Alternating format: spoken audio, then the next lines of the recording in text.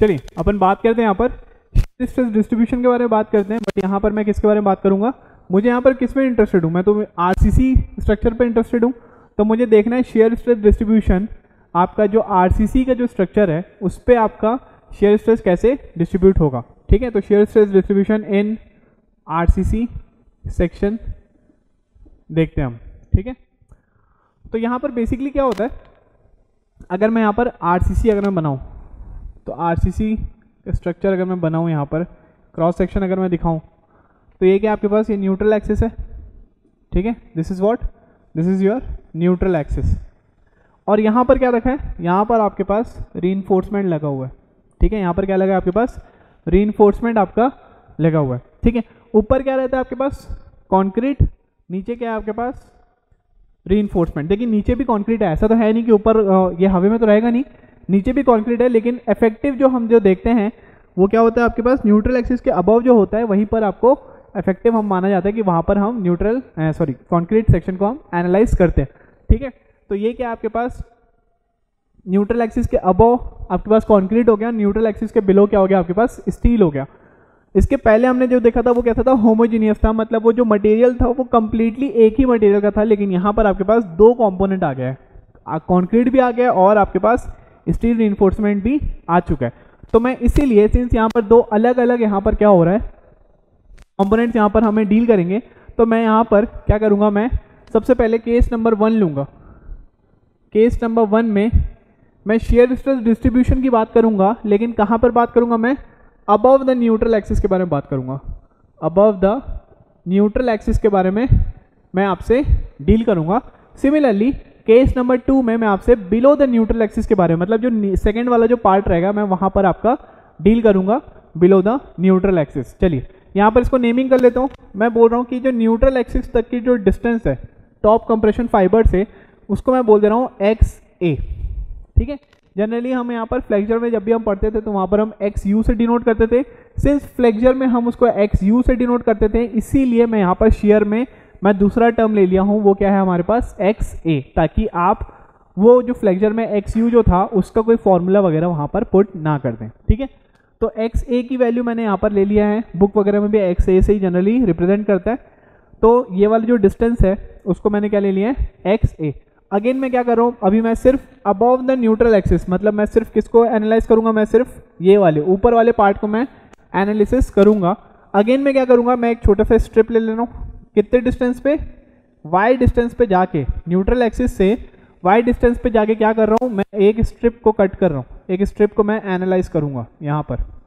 ठीक है, इस स्ट्रिप को मुझे क्या करना है, एनालिसिस करना है। तो मुझे अगेन क्या निकालना है, मुझे शेयर स्ट्रेस निकालना है। अबव द न्यूट्रल एक्सिस वाले सिर्फ पोर्शन को लिया हूं मैं। शेयर एक्सिस क्या होता है, VA into Y bar upon I equivalent into B। अब देखो चेंजेस क्या क्या आया यहाँ पर। ठीक है, चेंजेस क्या क्या आया, देखिए फॉर्मूला जो शेयर स्ट्रेस का था वो सेम है, शेयर स्ट्रेस का जो फॉर्मूला है VA Y bar upon I भी सेम है। बस यहाँ पर आपको देखने को क्या मिल रहा है, यहाँ पर देखने को मिल रहा है आपको I इक्विवेलेंट। तो ये जो I इक्विवेलेंट है ना, ये क्या है आपके पास, ये आपके पास है equivalent moment of inertia of the cracked section, of the cracked section. और मैं इसको I इक्विवेलेंट को जो मैं डील करूंगा वो मैं WSM से आपको बताऊंगा। अब आप बोलोगे कि सर WSM तो हमने पढ़ा ही नहीं, हम तो सिर्फ LSM से ही आप पढ़ा रहे हो शुरू से। देखिए मैं आपको शुरू से WSM के बारे में आपको नहीं बताया हूँ। क्यों नहीं बताया, क्योंकि अब देखिए गेट वगैरह में ऑब्सोलीट हो गया WSM। ठीक है, वहाँ पर आपको नहीं आता है, जनरली आपको वहाँ पर देखने को नहीं मिलता है। WSM बताऊँगा तो हर एक चीज़ जो भी हम आपसे पढ़े हैं ना पहले फ्लेक्चर वगैरह में, यहाँ पर भी, तो वो हर एक कॉम्पोनेंट WSM में उसकी अलग वैल्यू वहाँ पर शो होता था। इसी कारण में WSM को मैंने नहीं बताया। जहां पर भी मैंने आपको बोला था, जहां पर भी रिक्वायरमेंट होगी WSM के कुछ नॉलेज की, हम वहां पर क्या करेंगे, WSM को हम वहां पर यूज कर लेंगे और वहीं मैं आपको समझा दूंगा। ठीक है, तो क्रैक्ड सेक्शन की बात करो तो क्रैक्ड सेक्शन हम WSM में हम जनरली पढ़ते थे। I इक्विवेलेंट की बात करो तो यहाँ पर WSM से जो आपको बताऊंगा बस उतना ही आप याद कर लीजिएगा, उतना आपके लिए सफिशियंट रहेगा। ठीक है, तो I इक्विवेलेंट की अगर मैं बात करूँ तो ये हो जाएगा इक्विवेलेंट, मतलब इक्विवेलेंट क्यों यूज कर रहे हैं, पहले तो हम इक्विवेलेंट यूज नहीं किए थे क्योंकि पहला वाला सेक्शन हमारे पास होमोजीनियस था। यहाँ पर कंक्रीट भी है और यहाँ पर स्टील भी है, तो कंक्रीट का I लेंगे कि स्टील का I लेंगे, नहीं, हमें दोनों का इक्विवेलेंट I लेना है।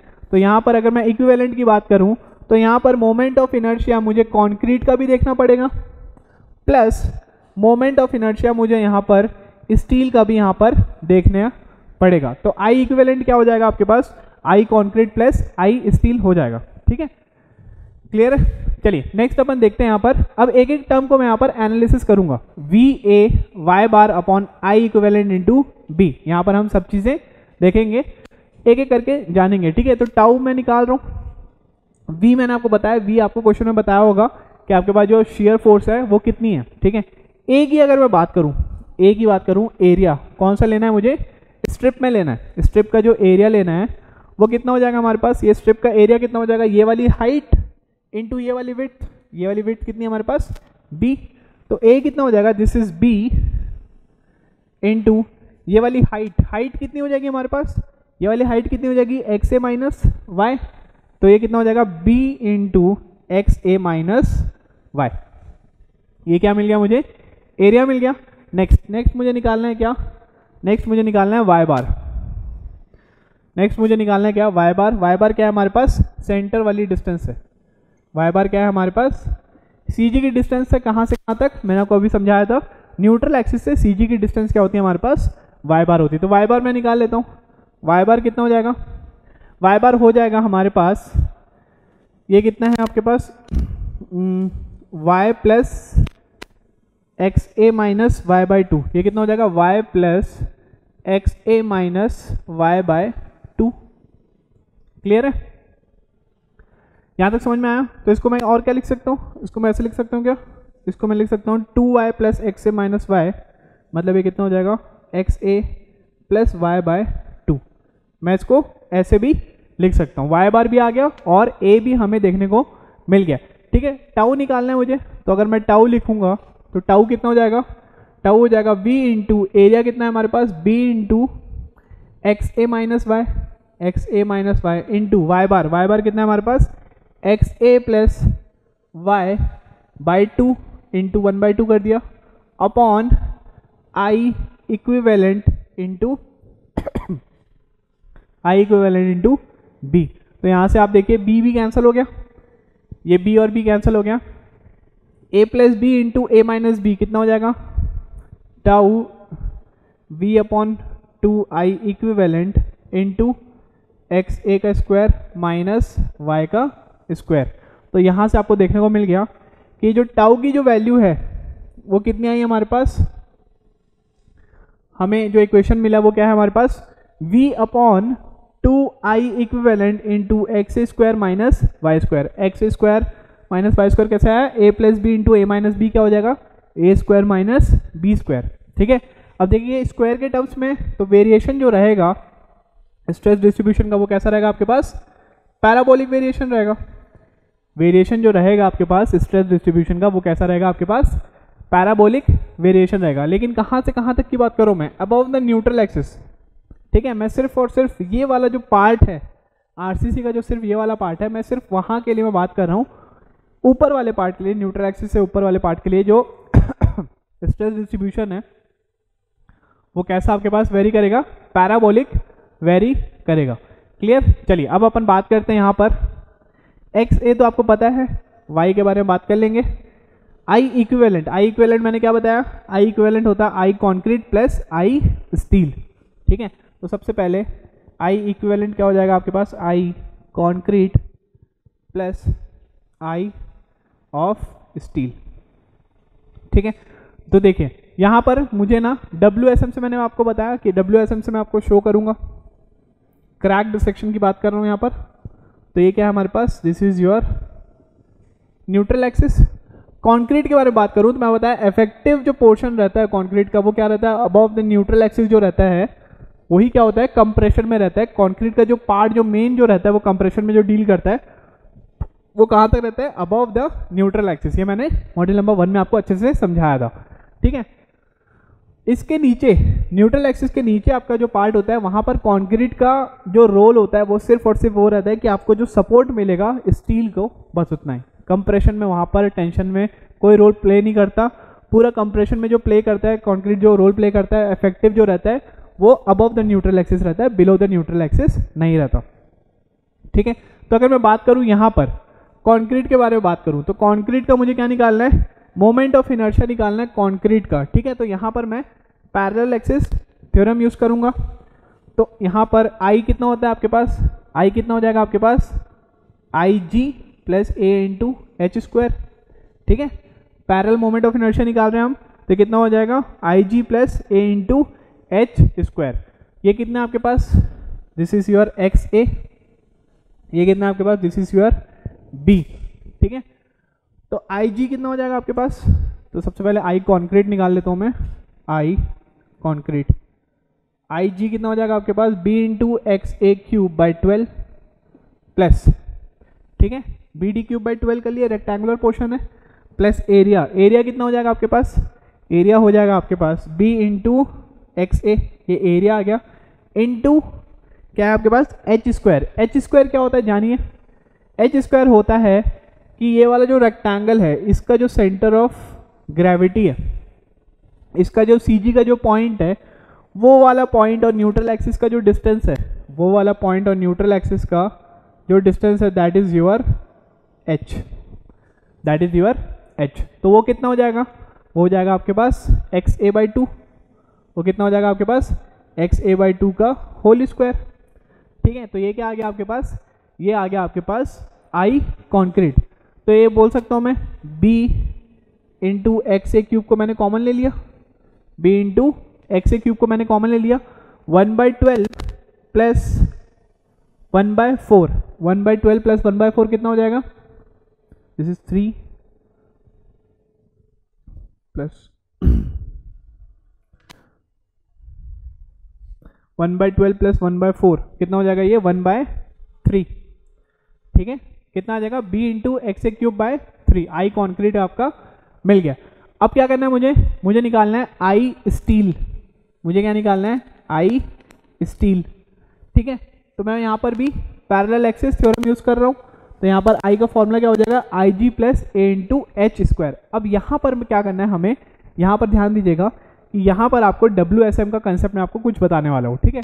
देखिए बेसिकली क्या होता था, यहाँ पर हमारे पास स्टील थे, बेसिकली क्या था हमारे पास, यहाँ पर हमारे पास स्टील थे। अब स्टील का एक एक का ये जो सर्कल है इसका जो एरिया लूंगा तो कितना एरिया हो जाएगा π/4 डी स्क्वायर, फिर से π/4 डी स्क्वायर, π/4 डी स्क्वायर। अब मुझे यहाँ पर इसका डायमीटर वगैरह भी पता नहीं है, मुझे यहाँ पर इसका डायमीटर वगैरह भी पता नहीं है। बेसिकली होगा क्या, जब भी मैं क्रैक्ड सेक्शन की बात करूंगा तो हम क्या करते हैं, इस जो होल जो है, ठीक है, इसको हम क्या करते हैं, इसको हम यहाँ पर पूरा कंक्रीट से फिल कर देते हैं, कंक्रीट से क्या कर देते हैं हम फिल कर देते हैं, और यहाँ पर इसका जो स्टील का जो एरिया होता है उसको हम क्या करते हैं, कंक्रीट से हम फिल करने के बाद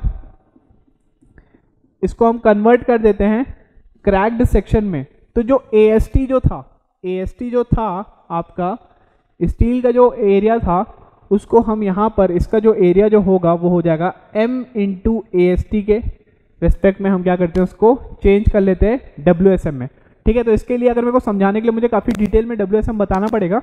अगर हम आगे के मॉड्यूल में WSM अगर मैं यूज़ किया कहीं पर तो मैं आपको इसका चीज़ें इसके डेरिवेशन वगैरह मैं आपको समझा दूंगा। अभी के लिए बस इतना याद रखिए, जब भी हम क्रैक्ड सेक्शन लेते हैं तो जो स्टील के जो होल्स होते हैं उसको हमें क्या करना है, एक इक्विवेलेंट में हमें उसको कन्वर्ट करना पड़ता है। तो वो कितना होता है, वो M इंटू AST। M क्या है आपके पास, M है आपके पास मॉड्यूलर रेशियो। मॉड्यूलर रेशियो मैंने आपको पहले बताया था, वो क्या होता है आपके पास, दोनों के elasticity, modulus of elasticity steel upon concrete होता है, ठीक है। चलिए अभी के लिए बस इतना याद रखिए, टोटल आपके पास यहाँ से यहाँ तक की जो डिस्टेंस थी, ठीक है, यहाँ से यहाँ तक की जो डिस्टेंस थी इसके सेंटर तक, स्टील के सेंटर तक, वो क्या होता है आपके पास इफेक्टिव डेप्थ होता है स्मॉल d। तो अगर मैं बात करूँ ये वाली डिस्टेंस की, न्यूट्रल एक्सिस के नीचे तक की डिस्टेंस की बात करूँ तो ये कितना हो जाएगा आपके पास स्मॉल d माइनस एक्स ए, ठीक है। कितना हो जाएगा आपके पास स्मॉल d माइनस एक्स ए। अब आई स्टील के बारे में बात करें, ठीक है, आई स्टील के बारे में बात करें तो आई जी कितना हो जाएगा आपके पास, अगर मैं बात कर रहा हूँ इसका एक एक होल का, अगर मैं एरिया के बारे में बात कर रहा हूँ तो कितना होता है, सर्कल के लिए आपके पास मोमेंट ऑफ इनर्शिया कितना होता है π/64 d⁴। लेकिन देखिए ये क्या है आपके पास, रीइंफोर्समेंट का डायमीटर होगा, रीइंफोर्समेंट का डायमीटर ऑलरेडी क्या होगा, जो डी की जो वैल्यू रहेगी वो बहुत ज़्यादा कम रहेगी, पॉइंट समथिंग में रहेगी अगर उसको मीटर में लेंगे, ठीक है। अब d to the power of 4 किया तो और टू द पावर 4 करूंगा तो जो छोटी सी वैल्यू थी वो क्या हो जाएगी, और ज़्यादा छोटी हो जाएगी। अब पाई बाई 64 किया मतलब उस वैल्यू को मैं 64 से डिवाइड कर रहा हूँ तो वो छोटी सी वैल्यू की भी क्या हो जाएगी, एकदम नेग्लिजिबल वैल्यू आ जाएगी। तो इसीलिए मैं क्या कर लेता हूँ, इस वाली वैल्यू को मैं कंसिडर नहीं कर रहा हूँ, क्योंकि अल्टीमेटली क्या हो रहा है, एक प्लस ही हो रहा है। एक कोई क्वांटिटी को प्लस करके मैं एकदम माइन्यूट सी क्वांटिटी को मैं ऐड करूँगा तो उसका मतलब क्या होगा, कोई उसका उतना ज़्यादा वो डिफरेंस तो क्रिएट कर नहीं पाएगा। तो इसलिए मैं ये वाली वैल्यू क्या ले रहा हूँ, मैं 0 ले ले रहा हूँ। प्लस ए एच स्क्वायर, ए क्या हो जाएगा, अब देखिए अब ए लिखना है मुझे तो ए कितना हो जाएगा, इसका एरिया क्रैक्ड सेक्शन का स्टील के लिए कितना है वो m into A S T, ये कितना हो जाएगा m into A S T plus sorry plus नहीं इंटू एच स्क्वायर। एच क्या होता है हमारे पास, एच क्या होगा, ये वाली डिस्टेंस हो जाएगी, इसका स्क्वायर मतलब d माइनस एक्स ए का स्क्वायर। तो यहाँ पर अगर मैं आई इक्विवेलेंट लिख रहा हूँ, यहाँ पर अगर मैं आई इक्विवेलेंट लिख रहा हूँ तो वो कितना हो जाएगा, b into X A cube upon 3 plus m into A S T into D minus X A का होल स्क्वायर। ये क्या है हमारे पास, this is your I equivalent. ठीक है, समझ में आया। अभी मुझे समझाने का बस ये क्या था कि अबव द न्यूट्रल एक्सिस आप जब भी आरसीसी को जब भी आप लोगे तो आपका जो स्ट्रेस डिस्ट्रीब्यूशन जो वेरी होगा, स्ट्रेस डिस्ट्रीब्यूशन का फॉर्मूला होगा वो कितना होगा, v/2 I equivalent into x square minus Y square. और सिंस ये स्क्वायर है मतलब वेरिएशन जो रहेगा वो कैसा रहेगा, आपका पैराबोलिक वेरिएशन रहेगा। अबव द न्यूट्रल एक्सिस में स्ट्रेस डिस्ट्रीब्यूशन डायग्राम कैसा आ रहा है आपके पास, पैराबोलिक वेरिएशन ही आपको देखने को मिल रहा है। जैसे कि हम क्या करते थे इसके पहले होमोजेनियस मटेरियल में, जैसे आपको मैंने बताया था कि आपके पास जो स्ट्रेस डिस्ट्रीब्यूशन डायग्राम कैसा आ रहा था, पैराबोलिक आ रहा था। मतलब अबव द न्यूट्रल एक्सिस भी आरसीसी के लिए वो कैसा आ रहा है आपके पास, पैराबोलिक आ रहा है केस नंबर 1 में। अब केस नंबर 2 में अपन बात करते हैं बिलो द न्यूट्रल एक्सिस के बारे में बात करते हैं कि बिलो द न्यूट्रल एक्सिस आपके पास स्ट्रेस डिस्ट्रीब्यूशन आपको कैसा देखने को मिल रहा है। ठीक है, अभी के लिए आप अबव द न्यूट्रल एक्सिस देखिए। चलिए नेक्स्ट अपन देखते हैं केस नंबर 2 मतलब बिलो द न्यूट्रल एक्सिस के बारे में बात करते हैं। चलिए केस नंबर 2 के बारे में बात करते हैं, केस नंबर 2 के बारे में बात करते हैं। यहाँ पर हम बात करते हैं बिलो द न्यूट्रल एक्सिस के बारे में बात करते हैं। ठीक है, बिलो द न्यूट्रल एक्सिस आपका जो स्ट्रेस शेयर स्ट्रेस जो डिस्ट्रीब्यूशन है उसके बारे में हम क्या करते हैं यहाँ पर बात करते हैं। ठीक, तो बेसिकली क्या हुआ, अगर मैं बात करूँ यहाँ पर आरसीसी बीम के बारे में बात करूँ, ठीक है, आरसीसी के बीम के बारे में आपसे बात करूँ तो ये कुछ इस टाइप का आपके पास रहेगा। ठीक है, यहाँ पर क्या लगा आपके पास, यूडीएल लगा हुआ है, क्योंकि बीम के ऊपर क्या है, स्लैब है, स्लैब का लोड आएगा और पूरे उसमें आएगा, पूरे बीम में आएगा। ऐसा नहीं कि इस पॉइंट पे है, इस पॉइंट पे है, इस पॉइंट पे है, क्योंकि पूरे बीम जो है पूरे स्लैब को सपोर्ट करेगा। तो मतलब एक यूनिफॉर्मली डिस्ट्रीब्यूटेड लोड यहाँ पर देखने को मिलेगा। और यहाँ पर क्या है आपके पास, this is your longitudinal reinforcement. चलिए अगर मैं इसका बीएमडी बताऊँ तो इसका बीएमडी कैसा दिखेगा, अगर आपके पास यूडीएल लगा हुआ है तो बीएमडी कैसा देखने को मिलेगा, आपको कुछ ऐसे टाइप का आपको बीएमडी देखने को मिलता है। ठीक है, हमेशा सिंपली सपोर्टेड बीम है उसमें यूडीएल लगा हुआ है तो हमेशा आपके पास जो बीएमडी बनता है वो कुछ इस टाइप का शेप का बनता है। ठीक है, this is your A point and this is your B point, this is your A and this is your B. अब मैं यहाँ पर क्या कर रहा हूँ, मैं यहाँ पर 2 सेक्शन ले रहा हूँ। पहला सेक्शन मैं यहाँ पर लिया, this is your section number 1, this is your section 1 next section में ले रहा हूँ कुछ यहाँ पर, this is your section 2 this is your section 2 अब आप देखेंगे कि यहाँ पर अगर मैं बोलूँ इस पॉइंट पे 1 पे अगर मेरा बेंडिंग मोमेंट कितना है, m है। 1 पे मेरा बेंडिंग मोमेंट 1 पे मेरा बेंडिंग मोमेंट जो दिख रहा है वो कितना दिख रहा है मुझे, m दिख रहा है। और अगर 2 की अगर मैं बात करूं, अगर 2 सेक्शन की अगर मैं बात करूं तो मुझे क्या दिख रहा है, वो m से कुछ ज़्यादा देखने को मिल रहा है। ये वाला m था तो ये वाला आप देख रहे हो ना, m से कुछ बड़ी वैल्यू है तो इसको मैं बोल दे रहा हूँ ये कितना है मेरे पास, this is your m plus dm है। तो 2 सेक्शन पे आप देख रहे हो कि यहाँ पर क्या हो रहा है आपके पास, 2 सेक्शन पे जो बेंडिंग मोमेंट है वो आपको ज़्यादा देखने को आपको मिल रहा है। ठीक है, आसपास में मैंने ले लिया, this is your dx distance की मैं बात कर लेता हूँ। ये क्या है आपके पास, this is your dx distance. चलिए अगर मैं बेंडिंग के बारे में बात कर रहा हूँ तो आपको ये पता है m/i इंटू वाई क्या होता है, आपके पास सिग्मा होता है, ठीक है। तो अगर मैं सेकेंड सेक्शन के बारे में बात करूंगा इस केस में, तो ये कितना हो जाएगा m+dm/i इंटू वाई हो जाएगा। ये क्या हो जाएगा आपके पास सिग्मा 2। तो आप यहाँ पर देख रहे हैं कि जो सिग्मा 2 जो है, मतलब जो स्ट्रेसेस है वो सेकेंड वाले सेक्शन में क्या हो रहा है, वो ज़्यादा आ रहा है। क्यों? क्योंकि यहाँ पर बेंडिंग मोमेंट क्या हो गया, यहाँ पर ज़्यादा देखने को मिल रहा है। तो मतलब सिग्मा 2 आपको जो देखने को मिल रहा है इस वाले पार्ट में, वो क्या देखने को मिल रहा है कि सिग्मा 1 से क्या है वो ज़्यादा है, ठीक है। सिग्मा 2 जो आपको देखने को मिल रहा है इस वाले पार्ट में जो स्ट्रेसेस होंगे वो इससे क्या होंगे, ज़्यादा देखने को मिलेंगे, ठीक है। तो मैं ये जो dx जो मैंने स्पैन जो लिया है, जहाँ पर मैंने इस वाले सेक्शन को 1 और 2 को काटा है, इसको मैं थोड़ा सा मैं क्या कर लेता हूँ, इसको मैग्नीफाई कर लेता हूँ, ठीक है। इसको मैं थोड़ा सा बड़े में डील करता हूँ। मान लीजिए ये क्या है हमारे पास, दिस इज हमारे पास क्या है, सेक्शन नंबर 1 और 2 के बीच का डिस्टेंस है, ठीक है। ये क्या है हमारे पास, सेक्शन नंबर 1 और 2 के बीच का डिस्टेंस है। ये क्या है हमारे पास dx, क्लियर। और ये क्या है हमारे पास, this is your neutral axis. ये क्या है हमारे पास, this is your neutral axis. अब मुझे पता है कि यहाँ पर क्या होता है, यहाँ पर मेरा कंप्रेसिव जोन होता है और ये क्या होता है हमारे पास टेंशन जोन होता है। और ये क्या है, दिस इज हमारे पास लॉन्गिट्यूडनल रीइंफोर्समेंट है। ये क्या है हमारे पास, this is your longitudinal reinforcement. मैं क्या कर रहा हूँ, ये जो dx जो था इसको उठाया और मैंने क्या किया, यहाँ पर उस dx को मैं क्या कर रहा हूँ, एनालाइज कर रहा हूँ, ठीक है। यहाँ पर अब मुझे पता है जब मैं कंप्रेसिव फोर्स की बात कर रहा हूँ, अच्छा ये क्या है हमारे पास, this is your section 1 this is your section, यहाँ पर मोमेंट कितना है हमारे पास m। और ये क्या है हमारे पास, दिस इज योर सेक्शन 2 ये क्या है हमारे पास, दिस इज योर सेक्शन 2 यहाँ पर मोमेंट कितना है हमारे पास m+dm। मोमेंट कितना है हमारे पास m+dm, ठीक है। अब यहाँ पर आप देख रहे हो कि अगर मैं कंप्रेसिव की बात कर रहा हूँ तो यहाँ पर आपके पास जो स्ट्रेस डायग्राम बनता है वो कैसा बनता था, कुछ ऐसे टाइप का कि कुछ पार्ट आपका क्या जाता था, पैराबोलिक जाता था, और उसके बाद कैसे देखने को मिलता था, रेक्टेंगुलर आपको देखने को मिलता था, ठीक है। सिमिलरली कंक्रीट में अगर मैं इधर की बात करूँ तो यहाँ थोड़ा ज़्यादा देखने को मिलेगा। क्यों? क्योंकि यहाँ पर आपके पास जो मोमेंट है वो क्या है, यहाँ पर ज़्यादा है, ठीक है। तो कंक्रीट में ये क्या बना रहा हूँ मैं, स्ट्रेस ब्लॉक डायग्राम है। ये क्या आपके पास स्ट्रेस ब्लॉक डायग्राम है। यहाँ पर हम जो बनाते थे ना, कैसे बनाते थे हम, इसको मैं ऐसे शो करता था। ये क्या है हमारे पास, this is your strain diagram, और यहाँ पर ये कैसा है हमारे पास, this is your stress diagram, ऐसे हम शो करते थे। तो वही मैं कंप्रेशन में आपको बता रहा हूँ कि कंप्रेशन में जो शो करते हैं वही मैं शो करके आपको दिखा रहा हूँ। यहाँ पर ये वाला जो स्ट्रेस डायग्राम है वही मैं शो करके आपको बता रहा हूँ, क्लियर है। फ्लेक्चर में चलिए, तो ये क्या था आपके पास, कंप्रेशन जोन था।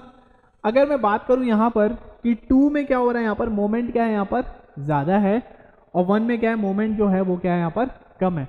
तो अगर यहाँ पर मोमेंट ज़्यादा है, यहाँ पे मोमेंट कम है, अगर मैं बोला यहाँ पर मेरे पास कंप्रेसिव फोर्स आ रही है, कंप्रेसिव फोर्स आ रही है C, और सेक्शन 2 पे मेरा मोमेंट क्या है m+dm, कुछ ज़्यादा मोमेंट है, तो यहाँ पर जो कंप्रेसिव फोर्स आएगी वो कितनी आ जाएगी, C+dc आ जाएगी। एग्री करते हैं इस बात पे? क्यों? क्योंकि जो 2 का जो स्ट्रेसेस हो रहे हैं वो क्या है, 1 से ज़्यादा है। सेक्शन नंबर 2 पे जो स्ट्रेसेस हैं वो क्या है आपके पास, 1 से ज़्यादा है। तो अगर यहाँ पर फोर्स अगर आपके पास C लग रही है तो यहाँ पर जो स्ट्रेसेस हैं वो ज़्यादा है, तो मतलब फोर्स भी क्या होगी, यहाँ पर ज़्यादा हो जाएगी। तो अगर यहाँ पर C लग रहा था तो यहाँ पर कितना लग जाएगा, C प्लस मैं एक स्मॉल क्वांटिटी ऑफ फोर्स मैंने एडिशनल ले लिया, कितना DC, तो कितना हो जाएगा C+dc। सिमिलरली अगर मैं टेंशन की बात करूं तो टेंशन में यहाँ पर टेंसाइल फोर्स 1 पे आपके पास मान लीजिए कितना लगा है, T लगा है, तो 2 पे टेंसाइल फोर्स कितनी लग जाएगी, T+dt, ठीक है। कितना लग जाएगा वो, T+dt। लेकिन यहाँ का और यहाँ का लीवर आर्म जो रहेगा, जो भी लीवर आर्म रहेगा, लीवर आर्म क्या होता है, कंप्रेसिव फोर्स और टेंसाइल फोर्स के बीच के डिस्टेंस। तो देखिए लीवर आर्म जो रहेगा वो क्या रहेगा आपके पास, कांस्टेंट ही रहेगा, ठीक है। लीवर आर्म जो रहेगा वो क्या रहेगा, कांस्टेंट ही रहेगा। तो अगर मैं यहाँ पर बोल रहा हूँ कि मैं मोमेंट की बात कर रहा हूँ, 1 सेक्शन पे अगर मैं मोमेंट निकाल रहा हूँ, m1 की बात कर रहा हूँ मैं, तो m1 को मैं किससे डिनोट किया हूँ, मैं m से ही डिनोट किया हूँ, या फिर मैं लिख देता हूँ ऐसा, मोमेंट एट 1 मोमेंट एट 1 1। तो कितना हो जाएगा, वो कितना हो जाएगा, m equals to c into L A, C into lever arm, या फिर मैं लिख सकता हूँ m equals to t into lever arm. 1 1 पे कितना हो जाएगा, c इंटू लीवर आर्म या फिर t इंटू लीवर आर्म। अगर मैं 2 2 की बात करूँ, मोमेंट एट 2 2 की बात करूँ, मोमेंट एट 2 2 की बात करूँ तो कितना हो जाएगा, यहाँ पर मोमेंट कितना है हमारे पास 2 2 में, m plus D M equals to कितना हो जाएगा, c plus D C into lever arm, c plus D C into lever arm, या फिर मैं लिख सकता हूँ m plus D M equals to t plus D T into lever arm. Clear, इसको मैं बोल देता हूँ this is my first equation and this is my second equation, this is my first and this is my second equation. ठीक है, क्या कर रहा हूं मैं यहां पर, मैं यहां पर लिख रहा हूं subtracting to second equation minus first equation कर रहा हूं। ठीक है, second equation minus first equation कर रहा हूं, तो कितना हो जाएगा, ये m plus D M minus M equals to कितना हो जाएगा, t plus D T into L A, T plus D T into L A minus T into L A. Clear है यहाँ तक? चलिए, तो ये कितना हो जाएगा, ये हो जाएगा हमारे पास D M equals to T L A और टी एल ए कैंसिल हो गया, कितना बच गया, डी टी इंटू एल ए। तो यहाँ पर मैं देख रहा हूँ कि जो डी टी है वो कितना हो जाएगा हमारे पास, D M upon lever arm. ठीक है, डी टी जो आया है वो कितना है हमारे पास, डी एम अपॉन कितना हो जाएगा, ये लीवर आर्म हो जाएगा। समझ में आया यहाँ तक? मतलब अब यहाँ पर ना एक चीज़ समझिए कि बोलना क्या चाह रहा है कि आपके पास ये जो स्टील रीइंफोर्समेंट है, स्टील रीइंफोर्समेंट में जो 1 1 सेक्शन जो था उसमें जो फोर्स आ रही है वो कितनी आ रही है आपके पास, T, लेकिन 2 2 जो आपके पास सेक्शन है उसमें जो फोर्स आ रही है वो कितनी आ रही है, T प्लस डी टी। ठीक है, उसमें जो फोर्स आ रही है वो कितनी आ रही है, T प्लस डी टी। तो यहाँ पर जो टेंसाइल आपके पास जो फोर्स है वो क्या है, एडिशनल है आपके पास जो 1 1 सेक्शन में जितनी टेंसाइल फोर्स है। इसका मतलब ये है कि एक पार्ट में जितनी फोर्स है सेकेंड पार्ट में उससे बहुत ज़्यादा नहीं, मतलब फिर भी उससे कंपैरेटिवली ज़्यादा क्या है वहाँ पर फोर्स वहाँ पर लग रहा है। तो आप बोल सकते हो कि ये वाला जो अगर मैं इस वाले सेक्शन की अगर मैं बात करूँ, ये इक्विलिब्रियम में है क्या, नहीं, ये इक्विलिब्रियम में नहीं है। यहाँ पर राइट हैंड साइड जो फोर्स है वो ज़्यादा है comparatively with left hand side क्या हो जाएगा, फोर्स हो जाएगा। इसका मतलब यहाँ पर ये वाला जो अगर मैं देखो शेयर फोर्स बेसिकली होता क्या है, शेयर स्ट्रेसेस क्या होता है, शेयर स्ट्रेस लेयर के ऊपर लेयर के ऊपर लेयर के ऊपर लेयर, अगर दो लेयर के बीच में स्लाइडिंग हो रही है तो वहां पर क्या जनरेट होगा, वहां पर शेयर स्ट्रेसेस वहां पर क्या होंगे, जनरेट होंगे। ठीक है, दो लेयर के बीच में अगर स्लाइड हो रहा है तो वहां पर क्या होगा, आपके पास शेयर स्ट्रेसेस वहां पर जनरेट होंगे। अभी क्या हो रहा है, यहाँ पर राइट साइड में फोर्स ज्यादा है तो इसको रेजिस्ट कराने के लिए लेफ्ट साइड में क्या लगेगा आपके पास, शेयर स्ट्रेसेस क्या करेगा, रेजिस्ट करने की कोशिश करेगा, और उसकी वैल्यू कितनी हो जाएगी, डी टी के बराबर ही रहेगी, जो भी एडिशनल जितना भी है। अगर आपको समझ नहीं आ रहा है तो जैसे कि आप देख लीजिए, यहाँ पर मैं क्या कर रहा हूँ, यहाँ पर 3D व्यू बताता हूँ। ठीक है, अगर मैं इसका 3D व्यू बनाऊँ,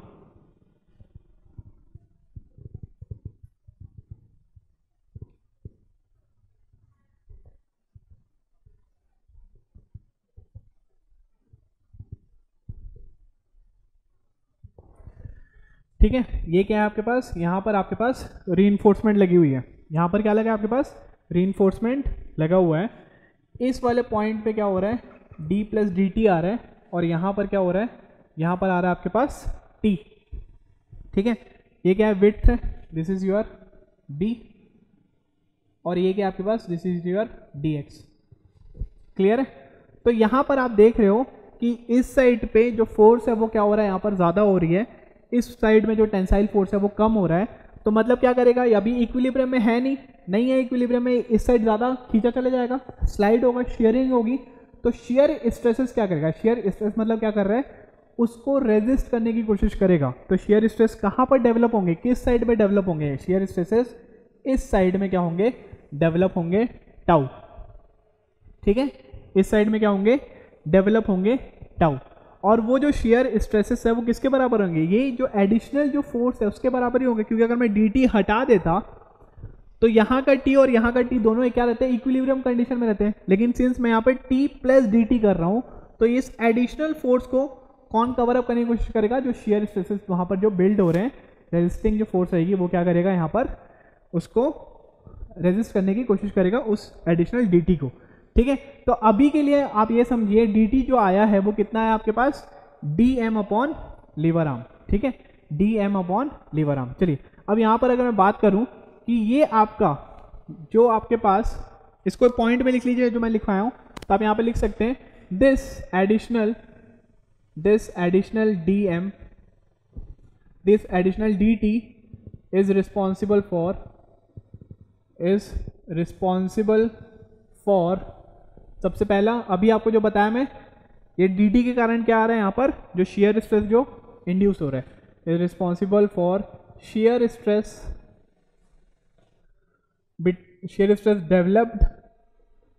developed between neutral axis and the tensile reinforcement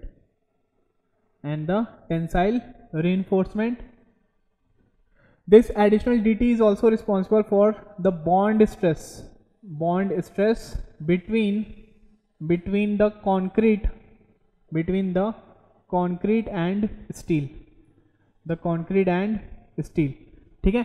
देखिए यहाँ पर क्या होगा, स्लाइडिंग होगा, यहाँ पर स्लाइडिंग होगा इस रीइंफोर्समेंट में, तो वो क्या होगा, आपके पास जो स्टील जो था वो कंक्रीट से क्या होगा, अलग होने की कोशिश करेगा, तो वहाँ पर क्या डेवलप होंगे, वहाँ पर बॉन्ड स्ट्रेस डेवलप होंगे, जो कि क्या करेगा, वो रिस्पॉन्सिबल रहेगा कि वहाँ पर उसका रेजिस्ट करेगा इसके बीच में जो स्लाइडिंग होने वाली रहेगी। ठीक है, तो अगर मैं dt की बात कर रहा हूँ तो यहाँ पर अगर मैं शेयर स्ट्रेस निकालूँ, मैं बोल रहा हूँ ये dt किसके बराबर है, आपका जितना शेयर स्ट्रेस आया उसके बराबर है। तो ये शेयर स्ट्रेस कितना होता है आपके पास, शेयर स्ट्रेस क्या होता है, फोर्स अपॉन अगर मैं फोर्स के बारे में बात करूँ तो शेयरिंग फोर्स के बारे में बात करूँगा, शेयरिंग फोर्स, या फिर मैं इसको बोल सकता हूँ रेजिस्टिंग फोर्स के बारे में बात करता हूँ। रेजिस्टिंग फोर्स के बारे में बात करूँ, रेजिस्टिंग फोर्स के बारे में बात करूँ तो वो कितना हो जाएगा आपके पास, stress into area, stress into area कितना है, ये वाले इसका प्लान का एरिया कितना हो जाएगा, b इंटू डी एक्स, कितना हो जाएगा ये tau into B into D X. ठीक है, और जो शेयर फोर्स जो है dt जो आया है वो कितना है हमारे पास, dm अपॉन LA, और रेजिस्टिंग फोर्स कितना है हमारे पास, tau into B into D X. तो अगर मैं इक्वेट करूं दोनों को, ठीक है, इक्वेट करूं मैं दोनों को, इक्वेटिंग 1 एंड 2, इक्वेटिंग 1 एंड 2, देखिए रेजिस्टिंग फोर्स वही है ना आपके पास, जो शेयर फोर्स जो आ रही है वो dt ही है, वो कितना हो जाएगा, tau into B into D X. तो कितना हो जाएगा आपके पास, ये आपके पास हो जाएगा dm upon LA lever arm equals to tau into B into D X. तो अब यहाँ से टाउ निकाल लीजिए, टाउ कितना आ जाएगा आपके पास, dm अपॉन टाउ कितना आ जाएगा आपके पास, dm upon b into LA into D X. ठीक है, कितना आ रहा है ये, dm upon B into LA into D X, मतलब dm बाई डी एक्स कितना हो जाएगा, v upon B into LA। ठीक है, तो यहां से आपके पास जो टाउ आया वो कितना आ गया आपके पास, v upon B into LA। इसका मतलब ये समझिए आप कि आपके पास below the neutral axis, below the neutral axis मैं बता रहा हूं, ठीक है, मतलब हम जो न्यूट्रल एक्सिस के नीचे पे हम जो शेयर स्ट्रेस निकालते हैं उसकी जो वैल्यू आ रही है हमारे पास, बिलो द न्यूट्रल एक्सिस जो हम जो निकाल रहे हैं उसकी वैल्यू कितनी आ रही है हमारे पास, tau equals to v into B into LA। ये क्या है हमारे पास, this is shear stress below the neutral axis. ठीक है, तो यहां पर आप मेरे को बात बताइए, ये आपको पैराबोलिक दिख रहा है क्या, जो शेयर स्ट्रेस जो दिख रहा है वो कोई स्क्वायर वगैरह के टर्म्स में है क्या, नहीं। देखिए v जो है, v क्या रहेगा आपके पास, कांस्टेंट रहेगा, आपको यहाँ पर दे दिया रहेगा, मैक्सिमम जो शेयर फोर्स आएगी वो, विड्थ जो रहेगा वो अलोंग द आपके पास पूरे स्पैन पे क्या रहेगा, सेम रहेगा। लीवर आर्म चेंज होगा क्या, आप मेरे को बताइए। लीवर आर्म जो है 1 और 2 की अगर मैं बात करूं तो ये लीवर आर्म है 2 में, और यही लीवर आर्म क्या है, 1 में भी यही लीवर आर्म है, तो लीवर आर्म भी क्या है, कांस्टेंट है, सारी वैल्यू कांस्टेंट है, तो मतलब इसका जो वेरिएशन होगा वो कैसा रहेगा आपके पास, कांस्टेंट वेरिएशन रहेगा। मतलब यहाँ पर अगर मैं वेरिएशन की बात करूँ तो वेरिएशन कैसा रहेगा इसका, कांस्टेंट क्या रहेगा आपके पास, वेरिएशन रहेगा। कहाँ पर, बिलो द न्यूट्रल एक्सिस पे, ठीक है। लेकिन मैं अगर केस नंबर 1 की बात करूं अबव द न्यूट्रल एक्सिस पे, तो वहां पर कैसा था, आपको वहां पर क्या देखने को मिला था, वहां पर हमें को देखने को मिला था कि वो कैसा था आपके पास, पैराबोलिक था, ठीक है।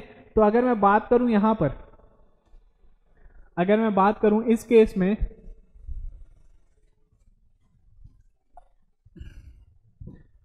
स्ट्रेस डिस्ट्रीब्यूशन की अगर मैं बात करूं, ठीक है, अगर मैं बात करूं स्ट्रेस डिस्ट्रीब्यूशन की, अगर मैं बात करूं किसमें, आरसीसी में, अगर मैं स्ट्रेस डिस्ट्रीब्यूशन की बात करूं तो वो कैसा देखने को मिलेगा, तो चेक करते हैं अपन, ठीक है।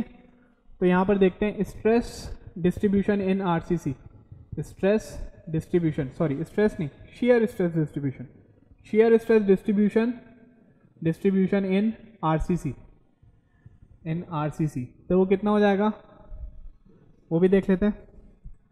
तो वो यहाँ पर अगर मैं बनाया, ये क्या है हमारे पास, आरसीसी का क्रॉस सेक्शन, आरसीसी का ये क्या है हमारे पास, this is our cross section, ठीक है।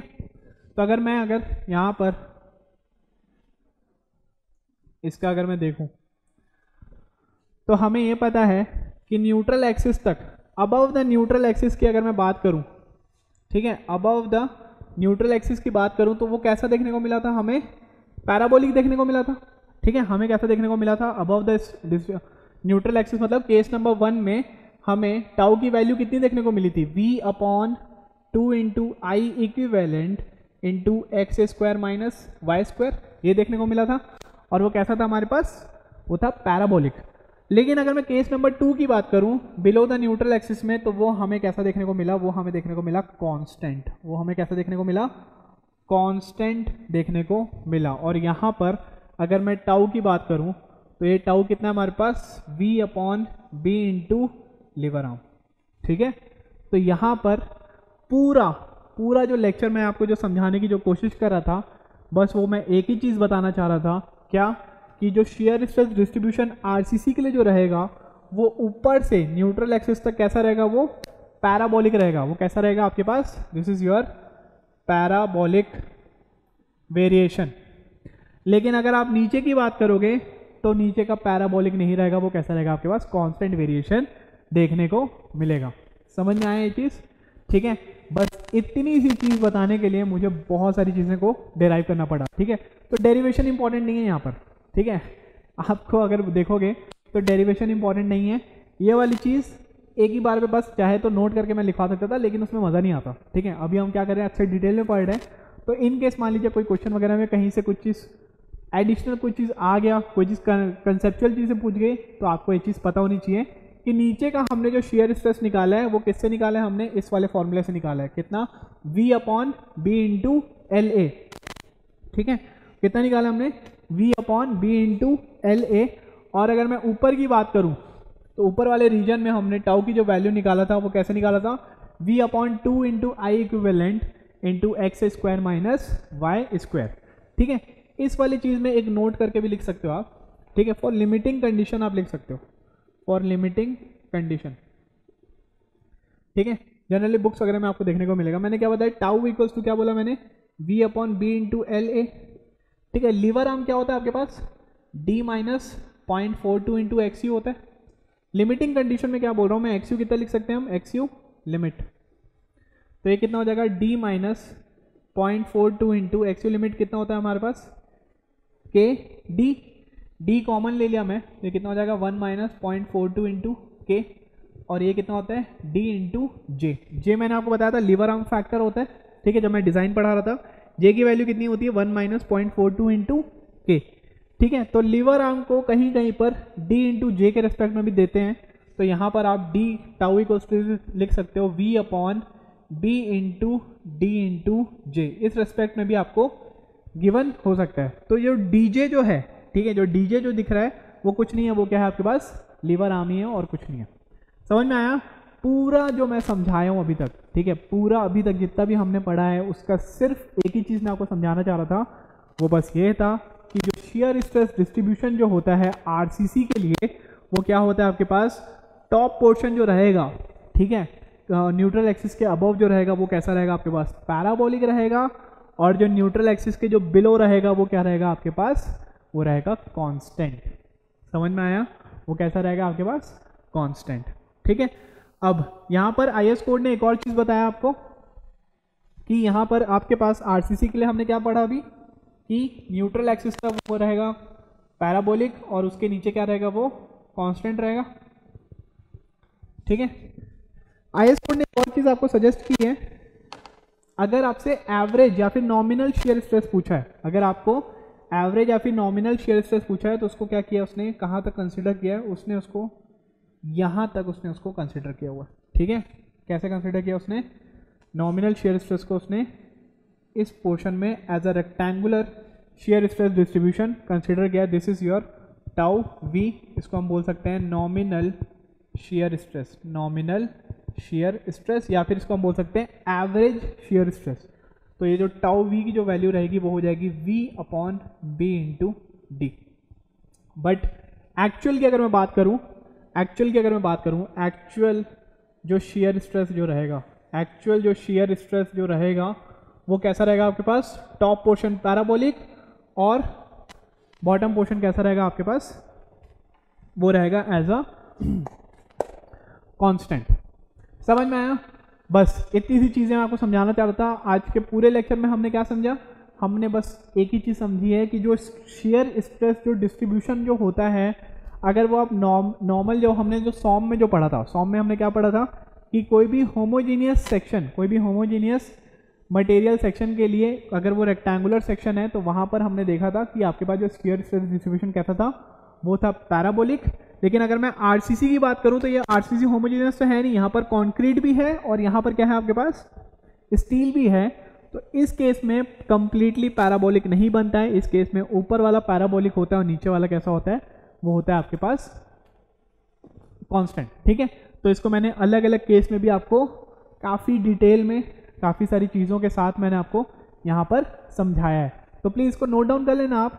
ठीक है, उतना ज़्यादा यहाँ से क्वेश्चन आएगा, तो क्वेश्चन आया भी है गेट में, लेकिन वो सिर्फ इस डायग्राम से आया है। ठीक है, तो आप ये मत सोचना कि अरे यार इतना ज़्यादा क्यों पढ़ा दिए। तो अगर मैं सीधा सीधा बोलता कि हाँ इसका जो होता है वो यहाँ से ऐसा होता है, वहाँ से ऐसा होता है, तो उतना मज़ा नहीं आता। ठीक है, अभी क्या हो रहा है कि ठीक है इंपॉर्टेंट, मतलब सिर्फ ये वाली चीज़ इंपॉर्टेंट थी, डेरिवेशन इंपॉर्टेंट नहीं था, बट स्टिल आपके लिए यूनिवर्सिटी पॉइंट ऑफ व्यू के लिए तो ठीक है, डेरिवेशन वगैरह आगे तो आप लिख सकते हो, लेकिन कंसेप्चुअल अगर आप पढ़ रहे हो तो इतना चीज़ समझना आपको इंपॉर्टेंट है कि जो वेरिएशन होता है शेयर स्ट्रेस डिस्ट्रीब्यूशन वो कैसा होता है, तो वो कुछ इस टाइप का रहता है। ठीक है, आज के लिए अपना इतना ही रुकते हैं, बाकी अपन मिलते हैं शेयर में अपन नेक्स्ट क्लास में अपन इसके आगे कंटिन्यू करेंगे। Thank you.